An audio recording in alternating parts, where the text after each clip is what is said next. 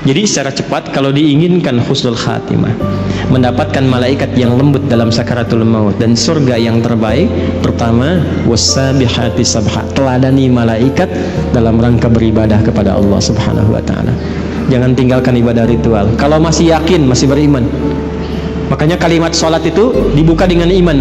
Kalimat salat pertama Al-Baqarah ayat 3, alladzina yu'minuna bil ghaibi wa yuqimunas, dan disebut dengan kalimat iman. Satu-satunya ibadah yang disebut dengan iman cuma salat di Quran. Itu di Al-Baqarah ayat 143. Wa ma kana Allahu liyudhi'a imanakum. Yuk, salat ya. Jadi kalau dulu kan kenapa salat? Supaya bahagia, hayya 'alal falah.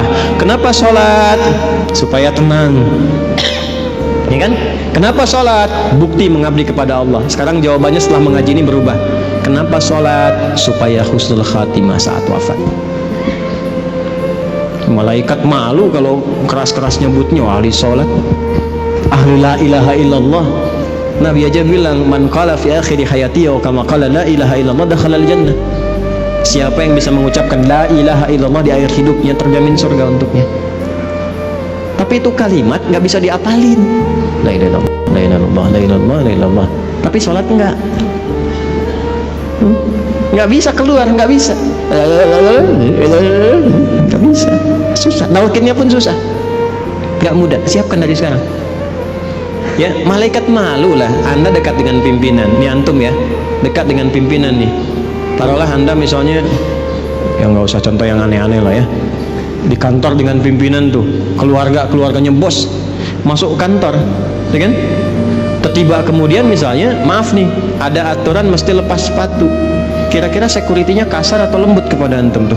Sedangkan sepatu antum kotor, pas mesti dilepas. Kira-kira saat diminta untuk dilepas itu dia akan lembut atau kasar menyampaikannya? Pasti lembut, karena antum dekat dengan pimpinan, keluarganya. Antum bukan siapa-siapa, sekantor nggak ada yang kenal. Orang asing nggak jelas, pakaian juga nggak jelas, datang ke situ kotor semua, terus maksa pengen masuk. Kira-kira security bagaimana? Kencang, Insya Allah kencang. Antum sholat dekat dengan Allah, la ilaha illallah tiap hari, ibadahnya luar biasa. Masa malaikat mau kencang-kencang nyebut nyawa antum?